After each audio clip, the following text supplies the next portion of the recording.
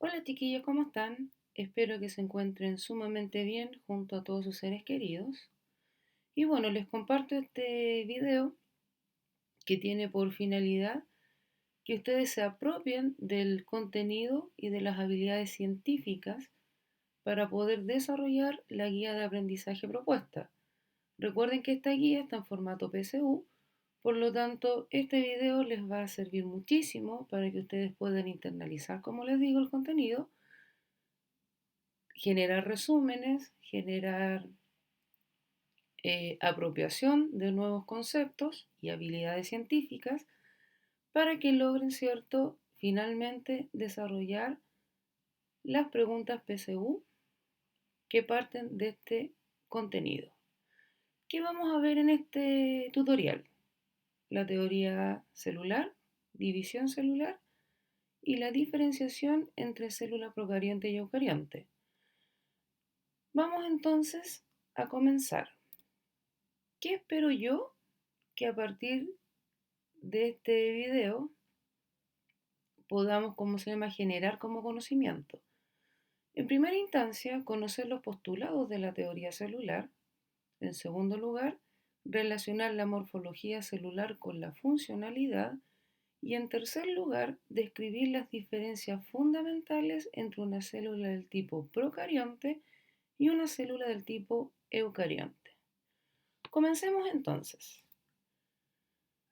Como introducción, comentarles que la célula es la unidad básica de organización de todos los seres vivos, ya tanto en lo que se refiere a la morfología como a la función de la misma. Bien, ahora, ¿de dónde nace este concepto celular? Para poder entender aquello, nosotros tenemos que literalmente retroceder en el tiempo y llevarlos a posicionarse sobre la teoría celular. Porque el señor Robert Hooke, en el año 1665, un científico renombrado, inventor inglés, desarrolla por primera vez un aparato ya que le permite visibilizar más allá de la visión que él tenía. Y este objeto que él crea lo denominaron microscopio, ¿ya? En donde él corta láminas de corcho, que es un árbol, ¿cierto?, extremadamente delgadas y las coloca bajo este microscopio en donde él puede visibilizar por primera vez estructuras que se parecían como pequeñas celditas colocadas unas al lado de la otra. Por lo tanto, él hace la analogía, ¿cierto? Y como eran celdas, una junta de la otra, las llama por primera vez células. ¿Ya? ¿Por qué las llama así? Porque las asocia también a un panal de abeja. ¿Bien? Entonces, este es el inicio de la biología como la conocemos hoy en día. Gracias a este desarrollo tecnológico del microscopio y el conocimiento que tenía el señor Hooke, comienza, ¿cierto?, una historia hacia el desarrollo de la teoría celular. Si avanzamos en el tiempo, en el año 1670, Antoine toma el microscopio de Hooke y lo evoluciona, o sea, lo perfecciona. Y a partir de esta perfección, él logra, ¿cómo se llama?, visibilizar bacterias por primera vez, glóbulos rojos por primera vez, e incluso espermatozoides. Durante este tiempo, ya muchos científicos empezaron a preguntarse de dónde nacen las células, cómo éstas se pueden reproducir. Por lo tanto, en el año 1838, el señor Matthias Schleiden concluyó ya que todos los vegetales estaban formados por células. ¿Ya? Al año siguiente, el señor Schwann llegó a la misma conclusión, pero ahora analizando estructuras de animales. Por lo tanto, este es el pie inicial que sentaron las bases para poder generar la postulación de la teoría celular. Años más tarde, en el año 1855, el cirujano alemán Rudolf Virchow llegó a la conclusión de que las células deben ser consideradas como unidades metabólicas, ¿ya? Porque él concluyó que a partir de esta pequeña diminuta fracción de un animal o de un vegetal se generaban reacciones, ¿ya? Que lograban posicionar a la célula como una unidad metabólica. Bien, por lo tanto, esto fue muy debatido durante todo el largo siglo XIX, pero el señor Pasteur, ya con su experimento sobre la multiplicación de los microorganismos unicelulares, dio el puntapié inicial, ya, y formal para poder aceptar la teoría celular, porque de una u otra manera logra derribar, ¿cierto?, lo que se creía hasta este momento sobre que los microorganismos se generaban por, valga la redundancia, generación espontánea, ¿ya? Por lo tanto, yo les voy a explicar en palabras simples en qué experimentó Pasteur para poder refutar aquella teoría. En primera instancia, él toma un matraz de cuello largo en donde coloca, ¿cierto?, un cultivo y le agrega un filtro, ¿ya? Y toma por otro lado el mismo receptáculo, ¿cierto? Pero este lo deja sin filtro. Luego los curva, ¿ya? Y los dejó en posición vertical. Pero después se preguntó, ¿y si yo inclino este balón, qué podrá suceder? Y se da cuenta que al inclinar ya empiezan a ingresar los microorganismos que estaban en el externo del matraz. Por lo tanto, él empezó a observar de que se empezaba a generar microorganismos nuevos. En consecuencia, ya concluye que los microorganismos que crecieron provenían del exterior y así dedujo que los seres vivos provienen de otros anteriores. Por lo tanto, refuta la generación espontánea y todo este hecho, más lo que habían descubierto los científicos que les nombré anteriormente, se concluye finalmente en los postulados de la teoría celular, que en síntesis son cuatro los fundamentales. Primero, que la célula es la unidad estructural de todo ser vivo. ¿Qué quiere decir esto? Que todos los seres vivos están formados por células. En segunda instancia, la célula es la unidad funcional de todos los seres vivos. ¿Qué significa esto? Que los procesos metabólicos para la vida ocurren dentro de la célula. El tercer principio nos habla de que la célula es la unidad de origen de todos los seres vivos. ¿Qué significa esto? Que de toda célula proviene, que toda célula proviene de otra ya preexistente. Y el cuarto postulado nos indica que la célula es la unidad genética de todos los seres vivos. Por lo tanto, cada célula contiene toda la información hereditaria que se transmite a la siguiente generación. ¿Bien? Y bueno, la historia sigue avanzando y hoy en día, en el siglo XIX, ya pasando al XX, se logra, ¿cómo se llama?, diferenciar y poder tabular en dos grandes diversidades celulares que existen hoy en día. La primera de ellas es la más primitiva de todas, ¿ya? Y es la más simple porque no requiere organelos para generar su metabolismo, es la denominada célula procarionte. Y el otro tipo celular son las denominadas células eucariontes y como ustedes están visibilizando, poseen muchos organelos que la procarionte no la tiene, Por lo tanto, es una célula más especializada, ya es más evolucionada. En consecuencia, podemos generar dos grandes diferencias, ¿ya? Pero antes de la diferenciación entre ambas, quiero comentarles y recordarles que la célula eucarionte se puede subdividir en célula eucarionte animal o bien célula eucarionte vegetal. Sigamos entonces hablando de la diferenciación celular entre ambas. En síntesis, la célula procarionte no posee envoltura nuclear o carioteca, en cambio la eucarionte sí la tiene y es ahí donde se encuentra encerrado, por así decirlo, nuestro material genético. En cambio, el material genético en la procarionte se encuentra absolutamente libre y disperso en la región del nucleoide. Por otro lado, la célula procarionte presenta una matriz interior sin organelos membranosos, cosa que en la célula eucarionte se presentan en el citoplasma con abundantes organelos.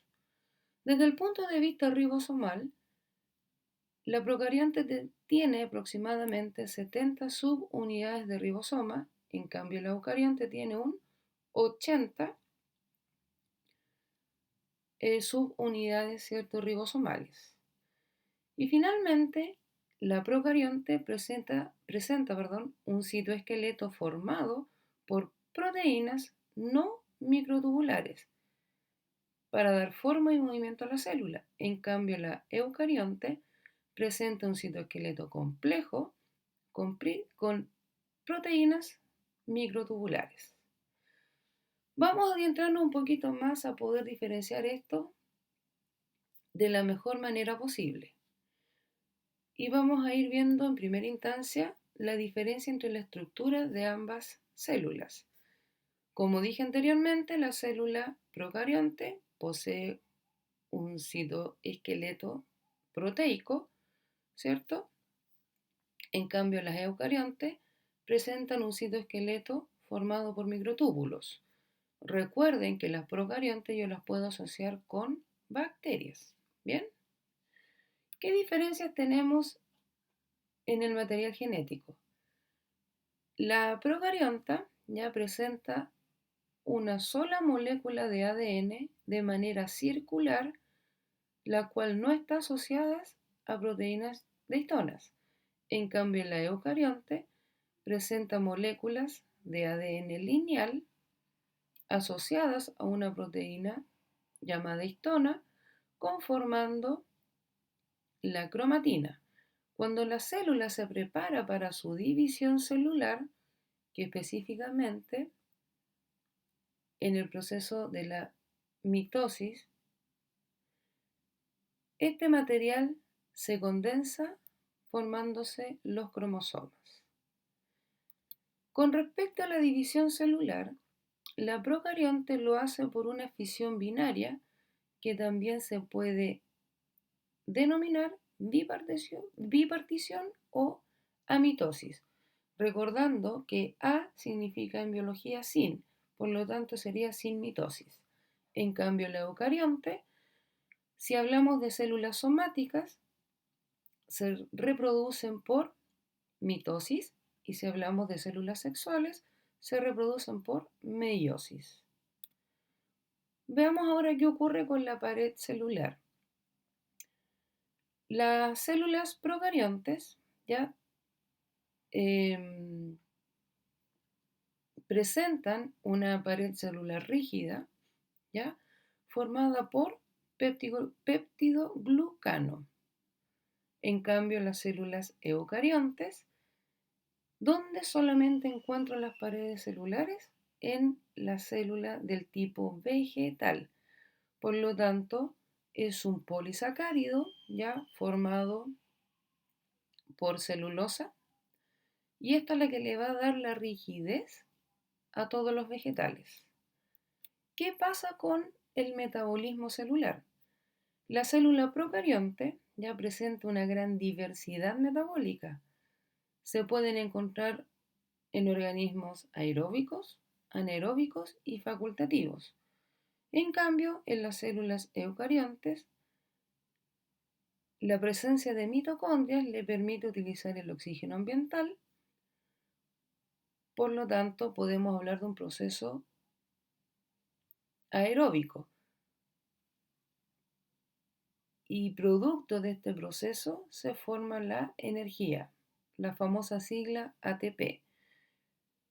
Pero también podemos encontrar, en casos muy extremos, eucariontes anaeróbicas, pero claramente la obtención de energía será mucho menor. Bien, en resumen, se puede decir que, lo están viendo en este cuadro, si yo hago la diferencia con todo lo que he dicho anteriormente, lo puedo sintetizar de la siguiente manera. Presencia de núcleo, procarionte no, eucarionte sí. Característica del ADN, en la procarionte es circular, que no está unido a una proteína histona. En cambio, la eucarionte es lineal y sí está unido a estas proteínas. Con respecto a los organelos membranosos, la procarionte no tiene, la eucarionte sí los tiene. Con respecto a los ribosomas, la eucarionte tiene más subunidades que la procarionte. Con respecto a la pared celular, la procarionte sí lo tiene y en la eucarionte solamente en contextos de células vegetales. Con respecto a la reproducción, la célula procarionte es asexuada, que lo hace por fisión binaria y gemación, y la célula eucarionte es asexuada o sexuada dependiendo si lo hace por mitosis o meiosis. Con respecto al metabolismo, la procarionte es diverso y en la eucarionte es aeróbico estricto. Y ejemplos de cada una: bacterias procariontes, eucariontes espermatozoides, hepatocitos, grano de polen, entre otras. Bien, pero existe también en la naturaleza los virus, ¿ya? Pero a estas especies se les denomina parásitos celulares por ser incapaces de reproducirse de forma autónoma, ¿ya? Por lo tanto, necesitan una célula huésped para poder hacerlo. Existen de dos tipos. El criterio de clasificación más amplio corresponde al tipo de material genético, ¿ya? En el cual yo puedo tener virus que contienen ADN o bien otros virus que contienen ARN. Por lo tanto, los virus no son clasificados como células debido a que no son autosuficientes. Se comportan como material inerte fuera de la célula. ¿Bien? Pero cabe preguntarse cómo se replican. Y tenemos dos formas de poder hacerlo, ¿ya? Tenemos el ciclo lítico y el ciclo lisogénico. En el ciclo lisogénico se produce cuando el genoma del virus ya es inyectado en una célula huésped